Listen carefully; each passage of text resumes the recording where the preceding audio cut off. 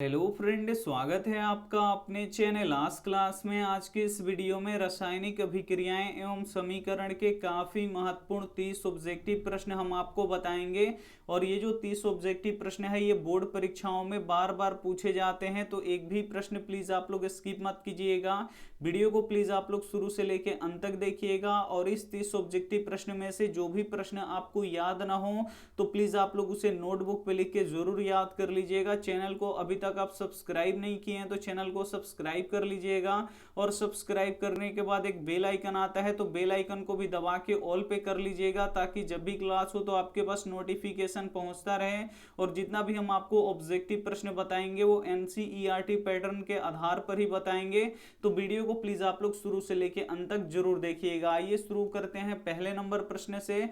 और पहला नंबर प्रश्न है कि श्वसन कैसी रासायनिक अभिक्रिया है। काफी महत्वपूर्ण प्रश्न है कि श्वसन कैसी रासायनिक अभिक्रिया है। ए ऑप्शन है उष्मा शोषी, बी ऑप्शन है उष्मा छेपी, सी ऑप्शन है मंद दहन, डी ऑप्शन है इनमें से कोई नहीं। यहाँ पे आपको बताना है कि श्वसन कैसी रासायनिक अभिक्रिया है। तो जब हम श्वसन की क्रिया करते हैं तो श्वसन की क्रिया के दौरान क्या होता है, उष्मा और ऊर्जा का उत्सर्जन होता है। और जिस रासायनिक अभिक्रिया में उष्मा और ऊर्जा का उत्सर्जन होता है उसे क्या कहते हैं, तो उसे उष्मा छेपी कहते हैं। इसे आपको याद रखना है। यानी यहाँ पे बी ऑप्शन क्या हो जाएगा, यहाँ पे बिल्कुल ही सही हो जाएगा।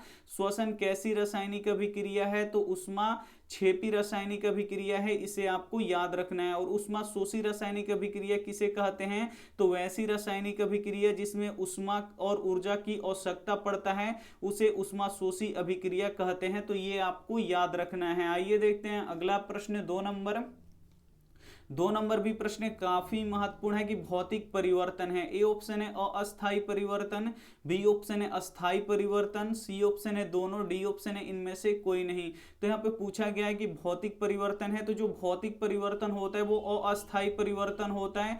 यानी यहाँ पे ए ऑप्शन क्या हो जाएगा, यहाँ पे बिल्कुल ही सही हो जाएगा। अस्थायी परिवर्तन क्या होता है, तो ये कुछ समय के लिए अपना रंग रूप आकार बदलता है, उसे अस्थायी परिवर्तन कहते हैं। जैसे यहाँ पे देखिए बल्ब में जब तक विद्युत धारा प्रवाहित होगा तब तक ये अपना, यहाँ पे देखिए अपना रंग क्या कर लेगा, कुछ समय के लिए बदल देगा। ये क्या हो जाएगा, यहाँ पे देखिए प्रकाश देने लगेगा। और जैसे ही यहाँ से विद्युत धारा हम हटा लेंगे तो फिर ये पुनः अपनी अवस्था में आ जाएगा। तो क्या होगा भौतिक परिवर्तन में कि कुछ समय के लिए यहाँ पे अपना रंग रूप आकार बदलता है, उसे हम लोग भौतिक परिवर्तन कहते हैं। और यहाँ पे देखिए एक और होता है रासायनिक परिवर्तन। तो रासायनिक परिवर्तन में क्या होता है, तो ये अस्थायी परिवर्तन हो जाता है। जैसे लकड़ी का जलना, तो यहाँ पे देखिए लकड़ी जब जल जाएगा तो ये क्या हो जाएगा, राख बन जाएगा। और राख से फिर क्या होगा, यहाँ पे लकड़ी नहीं बन पाएगा। तो ये अस्थायी परिवर्तन होता है। जो रासायनिक परिवर्तन होता है वो अस्थायी परिवर्तन होता है, और जो भौतिक परिवर्तन होता है वो अस्थायी परिवर्तन होता है। जैसे एक और यहाँ पे समझ लीजिए, दूध से दही बनना है। यहाँ पे देखिए दूध है और यहाँ से दूध से हम दही बना लिए। फिर अगर चाहें कि दही से फिर दूध बनाया जाए तो वो नहीं बन पाएगा। यानी जो ये हुआ, ये कौन सा परिवर्तन हुआ, तो ये अस्थायी परिवर्तन हो गया। एक बार में ही परिवर्तन हो गया, फिर ये नहीं बदलेगा। तो इसे हम लोग क्या कहते हैं, तो इसे रासायनिक परिवर्तन कहते हैं। और भौतिक परिवर्तन किसे कहते हैं, तो कुछ समय के लिए अपना रंग रूप आकार बदलता है, उसे हम लोग भौतिक परिवर्तन कहते हैं। जैसे यहाँ पे देखिए एक बल्ब है, जब तक इसमें यहाँ पे विद्युत धारा प्रवाहित नहीं किया जाएगा इसके आकार में कोई, इसके रंग रूप में कोई परिवर्तन नहीं होगा। जैसे ही इसमें विद्युत धारा प्रवाहित किया जाएगा तो कुछ समय के लिए ये अपना रंग रूप क्या करेगा, बदल लेगा। ये जलने लगेगा और प्रकाश उत्पन्न करने लगेगा। और जैसे ही विद्युत धारा हटा लिया जाएगा फिर ये पुनः अपनी उसी स्थिति में आ जाएगा। तो जो भौतिक परिवर्तन होता है ये अस्थायी परिवर्तन होता है, और जो रासायनिक परिवर्तन होता है वो अस्थायी परिवर्तन होता है। इसे आपको याद रखना है। आइए देखते हैं अगला प्रश्न, 3 नंबर प्रश्न है कि दूध से दही बनना कैसी रासायनिक अभिक्रिया है। काफी महत्वपूर्ण प्रश्न है और ये प्रश्न बोर्ड परीक्षा में बहुत बार पूछा गया है कि दूध से दही बनना कैसी रासायनिक अभिक्रिया है। ए ऑप्शन है भौतिक परिवर्तन, बी ऑप्शन है रासायनिक परिवर्तन, सी ऑप्शन है दोनों, डी ऑप्शन है इनमें से कोई नहीं। तो यहाँ पे आपको बताना है कि दूध से दही बनना कैसी रासायनिक अभिक्रिया है। तो ये यहाँ पे देखिए ये रासायनिक परिवर्तन है, इसे आपको याद रखना है। यानी यहाँ पे बी ऑप्शन क्या हो जाएगा, यहाँ पे बिल्कुल ही सही हो जाएगा। दूध से दही बन जाएगा, यहाँ पे देखिए दूध से दही बन जाएगा। लेकिन जब हम सोचेंगे कि दही से फिर दूध बना लिया जाए तो ये नहीं बनेगा। तो ऐसी अभिक्रिया को हम लोग क्या कहते हैं, तो रासायनिक परिवर्तन कहते हैं। इसे आपको याद रखना है। आइए देखते हैं अगला प्रश्न 4 नंबर। और 4 नंबर प्रश्न बोर्ड परीक्षा में बहुत बार पूछा गया है कि किसे चाकू से काटा जा सकता है। काफी महत्वपूर्ण प्रश्न है और ये प्रश्न प्रत्येक साल बोर्ड परीक्षा में पूछा जाता है कि किसे चाकू से काटा जा सकता है। ए ऑप्शन है लोहा को, बी ऑप्शन है चांदी को, सी ऑप्शन है लिथियम और सोडियम को, डी ऑप्शन है लेड को। यह प्रश्न ऐसे भी पूछा जा सकता है कि किस धातु को चाकू से काटा जा सकता है, तो लिथियम और सोडियम को चाकू से काटा जा सकता है। इसे आपको याद कर लेना है, काफी महत्वपूर्ण प्रश्न है, इसे आपको रट जाना है। यह प्रश्न प्रत्येक साल बोर्ड परीक्षाओं में आते रहता है। आइए देखते हैं अगला प्रश्न 5 नंबर। 5 नंबर प्रश्न है कि कौन कमरे के ताप पर द्रव होता है। काफी महत्वपूर्ण प्रश्न है, इसमें से आपको बताना है कि कौन कमरे के ताप पर द्रव होता है। ए ऑप्शन है यहाँ पे देखिए Hg यानी पारा, बी ऑप्शन है Cl यानी क्लोरीन, सी ऑप्शन है Na यानी सोडियम, डी ऑप्शन है Mg यानी मैग्नीशियम। यहाँ पे आपको बताना है कि कौन कमरे के ताप पर द्रव होता है। तो जो Hg होता है, जो पारा होता है, ये कमरे के ताप पर द्रव के रूप में पाया जाता है, यानी यहाँ पे ए ऑप्शन क्या हो जाएगा, यहाँ पे बिल्कुल ही सही हो जाएगा। और जो Hg यानी जो पारा होता है, ये एक धातु है, इसे भी साथ में आपको याद रखना है। आइए देखते हैं अगला प्रश्न 6 नंबर। 6 नंबर प्रश्न है कि लोहा ऑक्सीजन से संयोग करके क्या बनाता है। काफी महत्वपूर्ण प्रश्न है कि लोहा ऑक्सीजन से संयोग करके क्या बनाता है। ए ऑप्शन है लौह ऑक्साइड, बी ऑप्शन है लौह कार्बोनेट, सी ऑप्शन है लौह सल्फेट, डी ऑप्शन है इनमें से कोई नहीं। यहाँ पे आपको बताना है कि लोहा ऑक्सीजन से संयोग करके क्या बनाता है, तो लौह ऑक्साइड बनाता है, जिसे जंग भी कहते हैं। यानी यहाँ पे ए ऑप्शन क्या हो जाएगा, यहाँ पे बिल्कुल ही सही हो जाएगा। जो लोहा होगा वो ऑक्सीजन के संपर्क में आएगा और जलवाष्प के संपर्क में आएगा तो वो क्या होगा, संचरित होने लगेगा, यानी उस पे जंग लगना शुरू हो जाएगा। और लोहा ऑक्सीजन से संयोग करके क्या बनाता है, तो लौह ऑक्साइड बनाता है। तो इसे आपको याद रखना है, ये भी प्रश्न काफी महत्वपूर्ण है। आइए देखते हैं अगला प्रश्न 7 नंबर। और 7 नंबर भी प्रश्न काफी महत्वपूर्ण है कि निम्न में से कौन सा पदार्थ बिना ज्वाला का जलता है। काफी महत्वपूर्ण प्रश्न है। ए ऑप्शन है मोमबत्ती, बी ऑप्शन है किरोसिन, सी ऑप्शन है कोयला, डी ऑप्शन है मीथेन गैस। यहाँ पे आपको बताना है कि वो कौन सा पदार्थ है जो बिना ज्वाला का जलता है। तो जो मोमबत्ती होता है उसमें ज्वाला होता है और जो ज्वाला के साथ जलता है, और किरोसिन तेल भी क्या होता है, इसमें भी ज्वाला होता है, तो ये ज्वाला के साथ जलता है। लेकिन जो कोयला जलता है इसमें कोई भी ज्वाला नहीं होता, इसे आपको याद रखना है। यानी यहाँ पे सी ऑप्शन क्या हो जाएगा, यहाँ पे बिल्कुल ही सही हो जाएगा। प्रश्न है कि कौन सा पदार्थ बिना ज्वाला का जलता है, तो कोयला बिना ज्वाला का जलता है। आइए देखते हैं अगला प्रश्न 8 नंबर। 8 नंबर भी प्रश्न काफी महत्वपूर्ण है, इसे आपको याद कर लेना है कि शरीर में भोजन का पचना कौन सी अभिक्रिया है। काफी महत्वपूर्ण प्रश्न है कि शरीर में भोजन का पचना कौन सी अभिक्रिया है। ए ऑप्शन है अवकरण, बी ऑप्शन है ऑक्सीकरण, सी ऑप्शन है उदासीनीकरण, डी ऑप्शन है अपघटन। यहाँ पे आपको बताना है कि शरीर में भोजन का पचना कौन सी अभिक्रिया है, तो ऑक्सीकरण है, इसे आपको याद रखना है। यानी यहाँ पे बी ऑप्शन क्या हो जाएगा, यहाँ पे बिल्कुल ही सही हो जाएगा। शरीर में भोजन का पचना कौन सी अभिक्रिया है, तो ऑक्सीकरण है। जब हम लोग श्वसन की क्रिया करते हैं तो हमारा जो शरीर का भोजन होता है वो पचता है। और ऑक्सीकरण किसे कहते हैं, तो जिस भी रासायनिक अभिक्रिया में ऑक्सीजन का संयोग होता है उसे हम लोग क्या कहते हैं, ऑक्सीकरण कहते हैं। यानी यहाँ पे बी ऑप्शन क्या हो जाएगा, बिल्कुल ही सही हो जाएगा। ये देखते हैं अगला प्रश्न 9 नंबर। और ये भी प्रश्न काफी महत्वपूर्ण है कि सोडियम का परमाणु संख्या कितना होता है। काफी महत्वपूर्ण प्रश्न है।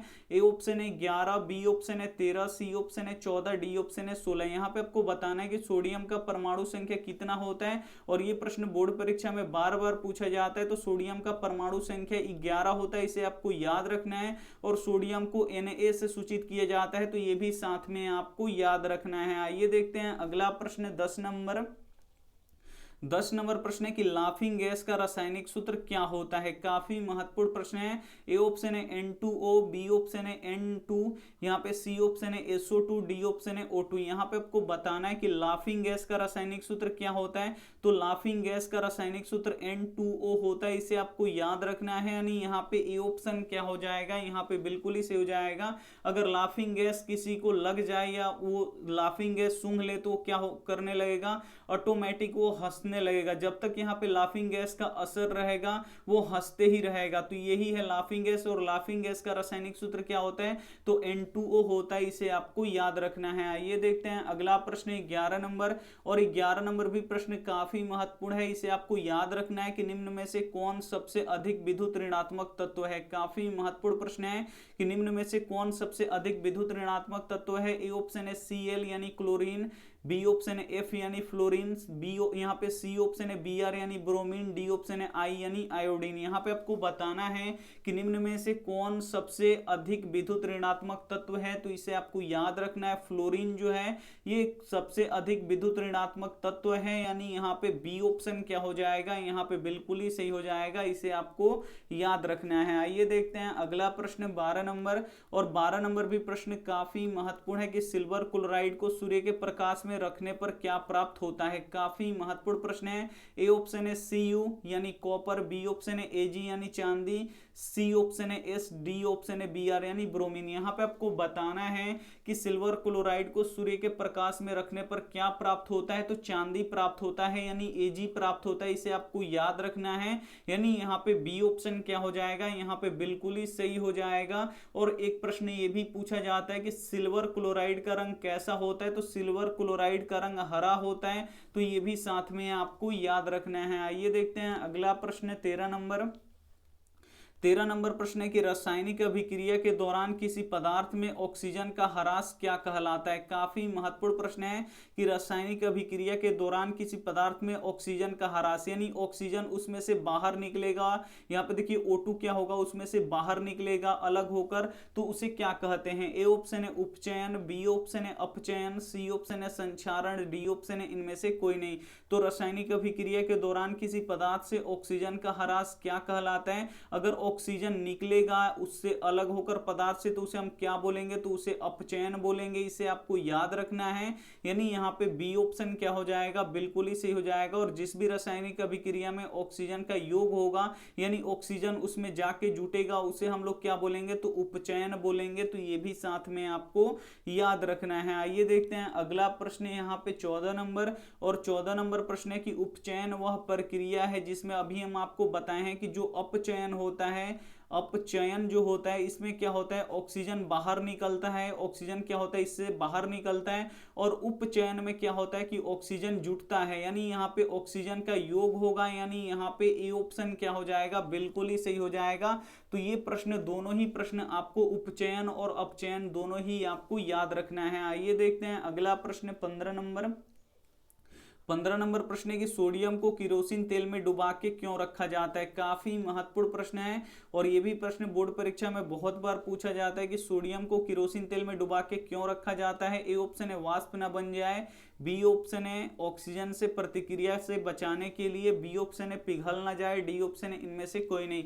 तो यहाँ पे देखिए जो सोडियम होता है ये क्या होता है, अत्यधिक अभिक्रियाशील होता है। ये ऑक्सीजन यानी O2 के संपर्क में आते ही ये जलना शुरू हो जाता है, यानी कमरे के ताप पर इसे रख दिया जाए या ऑक्सीजन के भी ये संपर्क में आ जाएगा, जो वायु होता है उसके भी संपर्क में आएगा, तो ये सोडियम जलने लगता है, यानी बहुत ही अधिक अभिक्रियाशील होता है। इसीलिए जो सोडियम होता है इसे किरोसिन तेल में डुबा के रखा जाता है, यानी किरोसिन तेल के अंदर रखा जाता है, क्योंकि यहाँ पे देखिए वायुमंडल में ऑक्सीजन है, अगर ये ऑक्सीजन के संपर्क में आएगा तो जलने लगेगा। इसीलिए हम इसे किरोसिन तेल में डुबा के रखते हैं ताकि ऑक्सीजन से इसकी अभिक्रिया न हो और ये जले नहीं और सोडियम हमारा सुरक्षित रहे। इसीलिए हम यहाँ पे देखिए सोडियम को किरोसिन तेल में डुबा के रखते हैं, यानी यहाँ पे क्या हो जाएगा, बी ऑप्शन क्या हो जाएगा, बिल्कुल ही सही हो जाएगा, ऑक्सीजन से प्रतिक्रिया से बचाने के लिए। आइए देखते हैं अगला प्रश्न 16 नंबर, और 16 नंबर प्रश्न है कि अंगूर का किण्वन करना एक, ए ऑप्शन है रासायनिक परिवर्तन है, बी ऑप्शन है भौतिक परिवर्तन है, सी ऑप्शन है दोनों है, डी ऑप्शन है इनमें से कोई नहीं। यहाँ पे आपको बताना है कि अंगूर का किण्वन करना है, तो अंगूर का किण्वन करना क्या है, तो ये एक रासायनिक परिवर्तन है। जब हम अंगूर का किण्वन करवा देंगे और फिर सोचेंगे कि फिर हम अंगूर बना दे उसे, तो अंगूर नहीं बनेगा, ये एक ही बार में इसका अवस्था परिवर्तन हो जाएगा हमेशा के लिए, और फिर उसे पुनः उसकी जो मूल अवस्था है उसमें हम नहीं ला सकते, उसे हम क्या बोलते हैं, तो रासायनिक परिवर्तन बोलते हैं। तो अंगूर का किण्वन कैसा होगा, तो ये रासायनिक परिवर्तन होगा, यानी यहाँ पे ए ऑप्शन क्या हो जाएगा, बिल्कुल ही सही हो जाएगा। ये देखते हैं अगला प्रश्न 17 नंबर प्रश्न है, निम्न में से कौन ऑक्सीकरण की क्रिया नहीं है।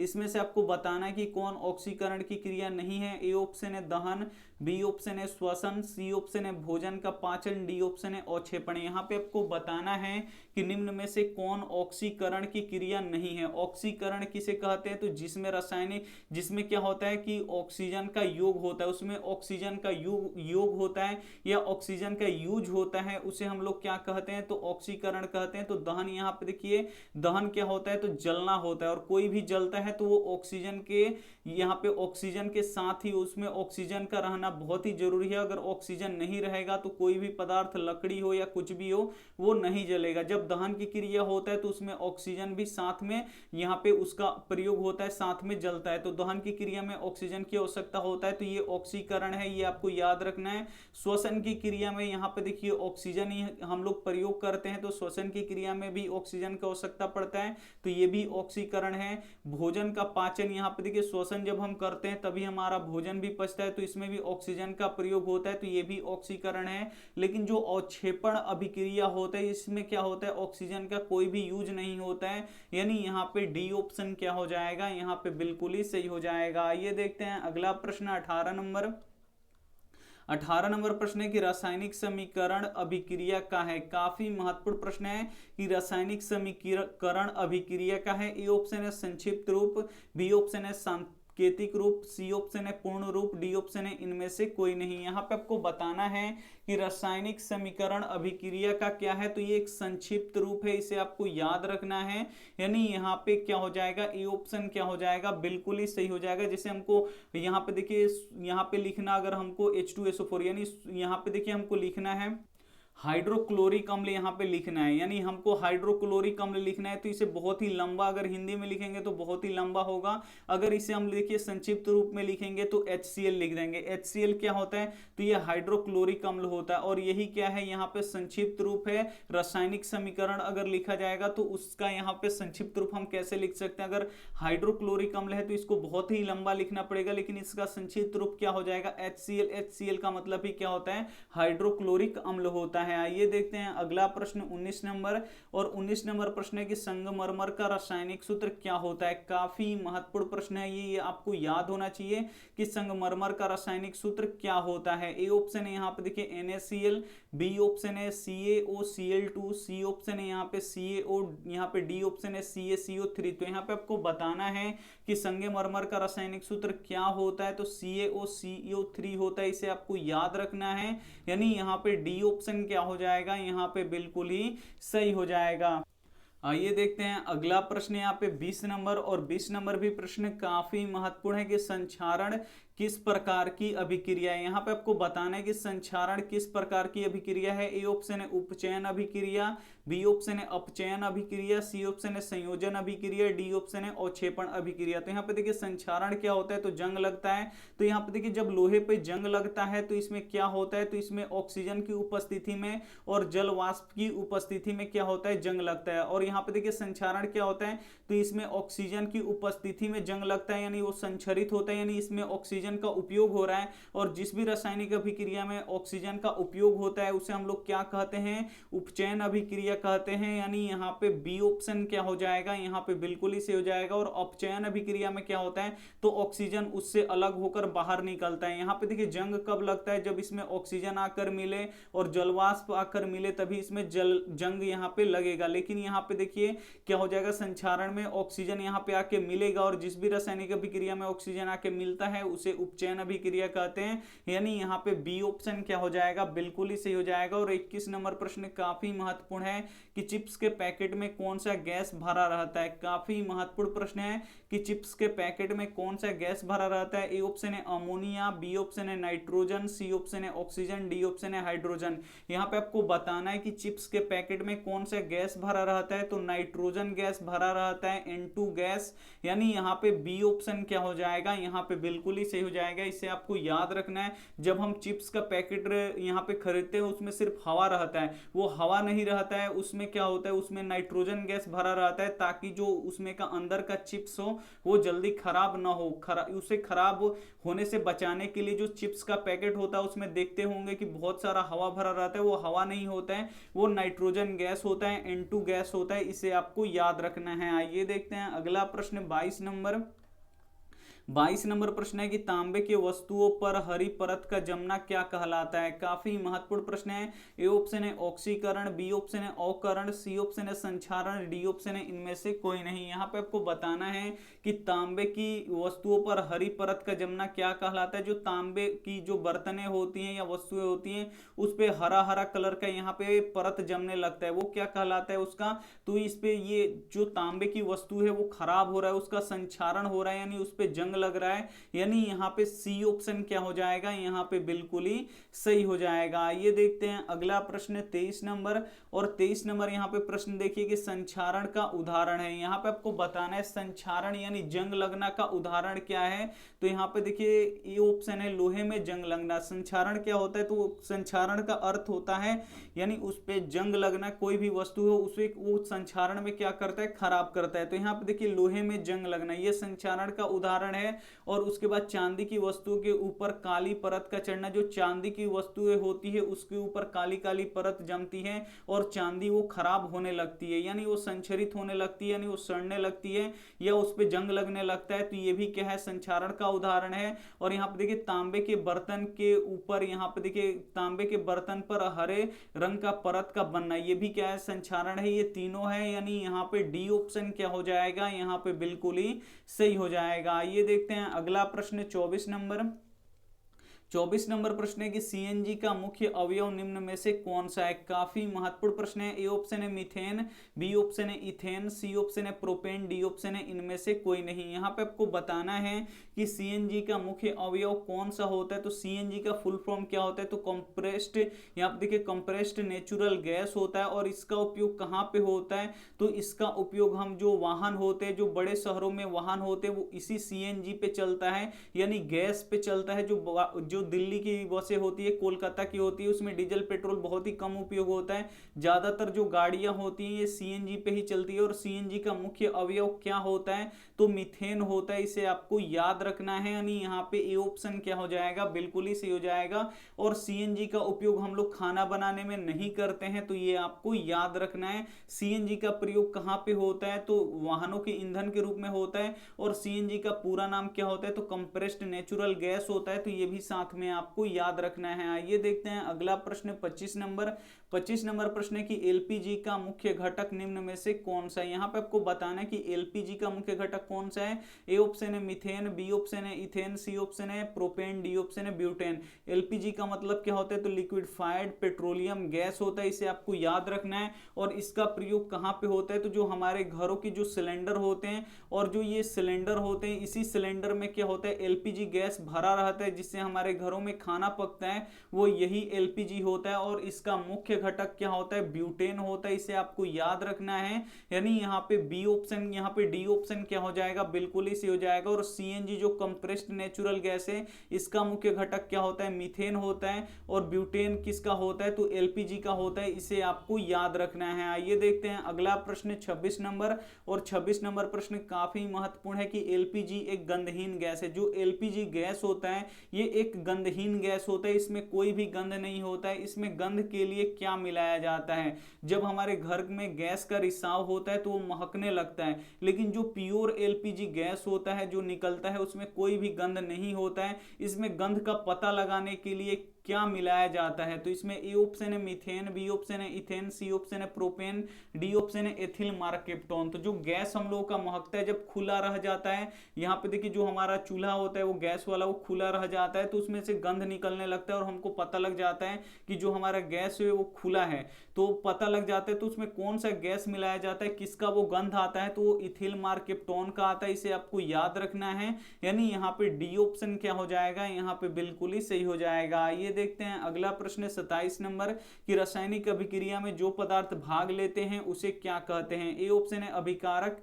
बी ऑप्शन है प्रतिफल या उत्पाद, सी ऑप्शन है दोनों, डी ऑप्शन है इनमें से कोई नहीं। तो यहाँ पे आपको बताना है कि रासायनिक अभिक्रिया में जो पदार्थ भाग लेते हैं उसे क्या कहते हैं। तो यहाँ पे देखिए ये एक रासायनिक अभिक्रिया है, यहाँ पे आप लोग देख सकते हैं। और इस अभिक्रिया में यहाँ पे देखिए H2 और O2 ये क्या कर रहा है, रासायनिक अभिक्रिया में भाग ले रहा है। और रासायनिक अभिक्रिया के फलस्वरूप यहाँ पे क्या बन रहा है, तो H2O बन रहा है, यानी यहाँ पे जल बन रहा है। तो यहाँ पे देखिए जो भी रासायनिक अभिक्रिया में यहाँ पे भाग लेता है उसे हम लोग क्या कहते हैं, अभिकारक कहते हैं। इसे आपको याद रखना है।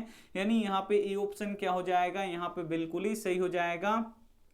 और रासायनिक अभिक्रिया के फलस्वरूप जो पदार्थ बनता है उसे हम लोग क्या कहते हैं, प्रतिफल कहते हैं। इसे आपको याद रखना है। अभिकारक किसे कहते हैं, तो जो रासायनिक अभिक्रिया के फलस्वरूप यहाँ पे देखिए जो रासायनिक अभिक्रिया में भाग लेते हैं उसे अभिकारक कहते हैं। अभिकारक एक से अधिक भी हो सकते हैं। और प्रतिफल क्या होता है, तो जो रासायनिक अभिक्रिया के फलस्वरूप जो बनता है, यहाँ पे देख सकते हैं H2O यानी जल बना है, तो ये क्या है, यहाँ पे प्रतिफल है। और प्रतिफल भी एक से अधिक हो सकता है। आइए देखते हैं अगला प्रश्न 28 नंबर। और यहाँ पे देखिए 28 नंबर प्रश्न है कि रासायनिक अभिक्रिया के फलस्वरूप जो पदार्थ बनता है उसे क्या कहते हैं। तो रासायनिक अभिक्रिया के फलस्वरूप यहाँ पे क्या बना है, H2O बना है, यानी यहाँ पे जल बना है। और यहाँ पे जल क्या कहलाएगा, तो प्रतिफल कहलाएगा। और प्रतिफल को ही उत्पाद कहा जाता है, इसे आपको याद रखना है। यानी यहाँ पे बी ऑप्शन क्या हो जाएगा, बिल्कुल ही सही हो जाएगा। यहाँ पे 29 नंबर प्रश्न देख लीजिए कि नमक का रासायनिक सूत्र क्या होता है। काफी महत्वपूर्ण प्रश्न है कि नमक जो होता है, जो साधारण नमक होता है, उसका रासायनिक सूत्र क्या होता है, तो NaCl होता है। इसे आपको याद रखना है। यानी सोडियम क्लोराइड होता है, इसे आपको याद रखना है। यानी यहाँ पे ए ऑप्शन क्या हो जाएगा, बिल्कुल ही सही हो जाएगा। आइए देखते हैं अंतिम प्रश्न 30 नंबर। 30 नंबर प्रश्न है कि विरंजक चूर्ण का रासायनिक सूत्र क्या होता है। ए ऑप्शन है NaCl, बी ऑप्शन है CaOCl2, सी ऑप्शन है यहाँ पे CaO, डी ऑप्शन है CaCO3। तो यहाँ पे आपको बताना है कि विरंजक चूर्ण का रासायनिक सूत्र क्या होता है, तो CaOCl2 होता है। इसे आपको याद रखना है। यानी यहाँ पे बी ऑप्शन क्या हो जाएगा, बिल्कुल ही सही हो जाएगा। काफी महत्वपूर्ण हम आपको 30 ऑब्जेक्टिव प्रश्न बता चुके हैं। और इसमें से जो भी प्रश्न आपको याद ना हो तो प्लीज आप लोग उसे नोटबुक पे लिख के जरूर याद कर लीजिएगा, क्योंकि हम काफी महत्वपूर्ण जो आपकी बोर्ड परीक्षा के लिए महत्वपूर्ण प्रश्न है वही हम आपको बताते हैं। और पूरा डिटेल में आपको बताया जाता है ताकि आपको समझ में आ जाए। तो वीडियो को आप लोग लाइक नहीं किए तो प्लीज आप लोग वीडियो को लाइक कीजिएगा। और ये क्लास डेली शाम 7 बजे होता है, तो आप लोग डेली शाम 7 बजे आप लोग लाइव जरूर जुड़िएगा। और रेगुलर क्लास यहाँ पे चलेगा आप लोगों का जब तक आपका परीक्षा नहीं होगा। तो आप लोग हमसे जुड़े रहिए और 1 साल अपना दे दीजिए। अगर 1 साल आप हमें दे देते हैं, 1 साल अगर आज क्लास यूट्यूब चैनल से अगर आप तैयारी करते हैं, तो बोर्ड एग्जाम में हमारा गारंटी है कि 480 प्लस आपका नंबर आएगा अगर 1 साल आप लोग पढ़ लेते हैं। और बहुत ही अधिक लड़कों का यहाँ पे बहुत ही अच्छा नंबर यहाँ पे देखिए 460 प्लस यहाँ पे आया है हमारा नंबर। और एक का यहाँ पे 470 प्लस आया है। लेकिन अगला हमारा टारगेट यहाँ पे देखिए 480 प्लस यानी टॉप 10 में आने का होगा। तो आप लोग 1 साल हमें दे दीजिए, हम आपको टॉप 10 में ला के रहेंगे अगर आप लोग बढ़िया से तैयारी कीजिएगा। तो आप लोग प्लीज बढ़िया से तैयारी कीजिए। और जो भी आपके दोस्त हैं उनके पास ये वीडियो जरूर शेयर कीजिए, उनसे बोलिए चैनल को सब्सक्राइब करने के लिए। और ये रहा आपके लिए एक होमवर्क प्रश्न, इसका जवाब आपको कमेंट बॉक्स में देना है कि निम्न में से कौन एक उभयलिंगी जंतु है। ए ऑप्शन है केचुआ, बी ऑप्शन है कुत्ता, सी ऑप्शन है बकरी, डी ऑप्शन है बिल्ली। तो जो भी आपको ऑप्शन सही लगे वो आप हमें कमेंट जरूर कीजिएगा। ABCD ऐसे आप लोग कमेंट मत कीजिएगा, अच्छा नहीं लगता है। आप लोग पूरा नाम लिख के ऐसे लिखिएगा कि सर HW का आंसर ये होगा, जो आपका होगा पूरा आप लोग लिखिएगा। ऐसे बहुत ही अच्छा लगता है पढ़ने में, सबका यहाँ पे कॉमेंट पढ़ा जाता है और रिप्लाई भी दिया जाता है। और वीडियो को लाइक नहीं किए तो लाइक कीजिए, अपने दोस्तों के पास इस वीडियो को जरूर शेयर कीजिए। चैनल को सब्सक्राइब नहीं किए हैं तो चैनल को सब्सक्राइब कीजिए।